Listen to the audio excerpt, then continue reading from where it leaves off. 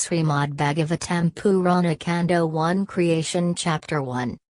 O my Lord, Shri Krishna, Son of Vasudeva, O all-pervading personality of Godhead, I offer my respectful obeisances unto you.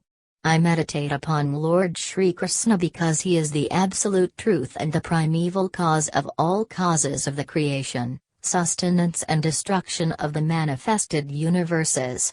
He is directly and indirectly conscious of all manifestations, and he is independent because there is no other cause beyond him.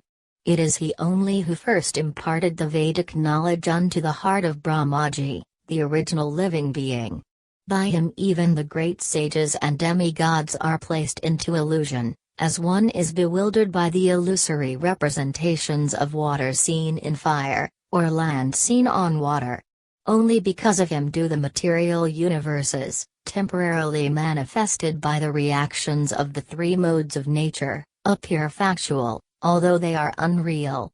I therefore meditate upon him, Lord Shri Krishna, who is eternally existent in the transcendental abode, which is forever free from the illusory representations of the material world.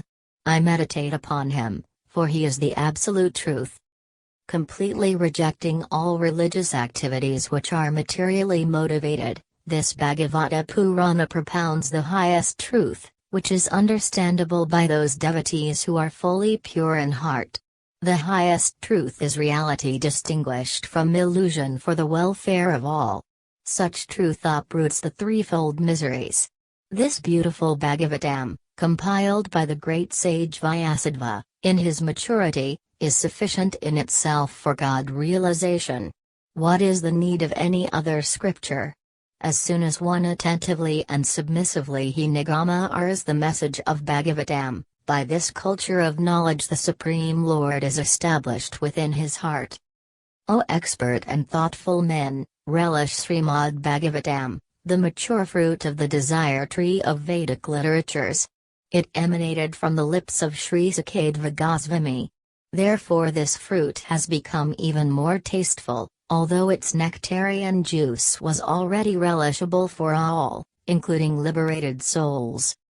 Once, in a holy place in the forest of Namasranya, great sages headed by the sage Saunaka assembled to perform a great 1,000-year sacrifice for the satisfaction of the Lord and his devotees. One day, after finishing their morning duties by burning a sacrificial fire and offering a seat of esteem to Srila Suta Goswami, the great sages made inquiries, with great respect, about the following matters. The sages said, "Respected Suta Goswami, you are completely free from all vice. You are well versed in all the scriptures famous for religious life, and in the Puranas and the histories as well, for you have gone through them under proper guidance and have also explained them. Being the eldest learned Vedantist, O Suta Goswami, you are acquainted with the knowledge of Vyasadeva, who is the incarnation of Godhead, and you also know other sages who are fully versed in all kinds of physical and metaphysical knowledge. And because you are submissive, your spiritual masters have endowed you with all the favors bestowed upon a gentle disciple. Therefore you can tell us all that you have scientifically learned from them. Please, therefore, being blessed with many years, explain to us, in an easily understandable way, what you have ascertained to be the absolute and ultimate good for the people in general. O learned one, in this iron age of Kali men almost always have but short lives. They are quarrelsome, lazy, misguided, unlucky and, above all, always disturbed. There are many varieties of scriptures, and in all of them there are many prescribed duties, which can be learned only after many years of study in their various divisions. Therefore, O sage, please select the essence of all these scriptures and explain it for the good of all living beings, that by such instruction their hearts may be fully satisfied. All blessings upon you, O Suta Goswami. You know for what purpose the personality of Godhead appeared in the womb of Devaki as the son of Vasudeva. O Suta Goswami, We are eager to learn about the personality of Godhead and his incarnations.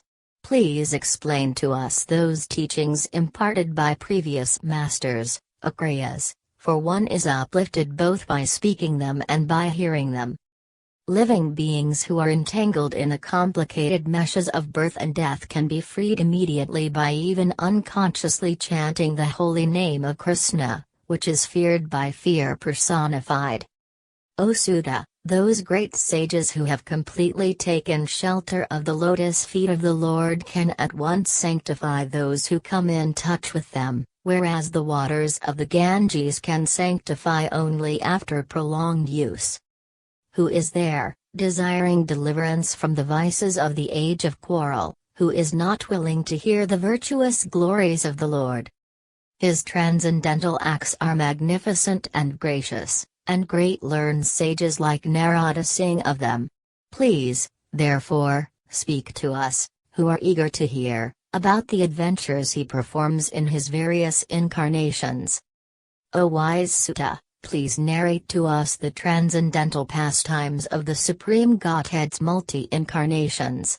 Such auspicious adventures and pastimes of the Lord, the Supreme Controller, are performed by his internal powers. We never tire of hearing the transcendental pastimes of the personality of Godhead, who is glorified by hymns and prayers. Those who have developed a taste for transcendental relationships with him relish hearing of his pastimes at every moment. Lord Sri Krishna, the personality of Godhead, along with Balarama, played like a human being, and so masked he performed many superhuman acts. Knowing well that the age of Kali has already begun, we are assembled here in this holy place to hear at great length the transcendental message of Godhead and in this way perform sacrifice.